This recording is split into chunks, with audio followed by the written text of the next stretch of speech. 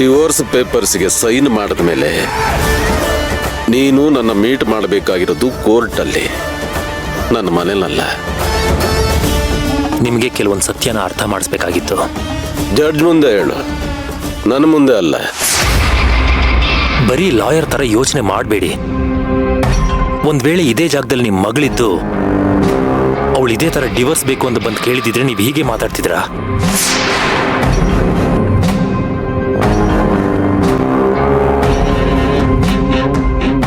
ನನ್ನ ಮಗಳ ಗಂಡ ಇನ್ನೊಬ್ಳು ಹುಡುಗಿ ಸವಾಸ ಮಾಡಿ ನನ್ನ ಮಗಳಿಗೆ ಮೋಸ ಮಾಡಿದ್ರೆ ಖಂಡಿತವಾಗ್ಲೂ ಡಿವೋರ್ಸ್ ಕೊಡಿಸ್ತಾ ಇದ್ದೆ ನಾನು. ಆದ್ರೆ ನಾನು ಮೋಸ ಮಾಡಿಲ್ಲ. ತಪ್ಪು ಮಾಡದೆ ಪ್ರತಿಯೊಬ್ಬ ವ್ಯಕ್ತಿ ಹೇಳುವಂತ ಹಳೆ ಡೈಲಾಗ್ ಇದು. ನನ್ನ ಹೆಂಡತಿಗೆ ಮೋಸ ಮಾಡೋದಕ್ಕೆ ನನಗೆ ಇಷ್ಟು ವರ್ಷ ಬೇಕಾಗಿತ್ತಾ? ಅರ್ಜುನ್, ಮೋಹಕ್ಕೆ ವಯಸ್ಸಿಲ್ಲ. 60 ಆದ್ಮೇಲೆ ಹೆಂಡತಿನ ಬಿಟ್ಟು ಇನ್ನೊಬ್ಳು ಹುಡುಗಿ ಸವಾಸ ಮಾಡಿದ್ದು ನಾನು ನೋಡಿಲ್ವ? ನನಗೆ ಹೊಸ್ತ ಅದು. ನೋಡಿ, ಮೀರನ್ಗೂ ನನಗೂ ಯಾವುದೇ ತರದ ಸಂಬಂಧನೂ ಇಲ್ಲ.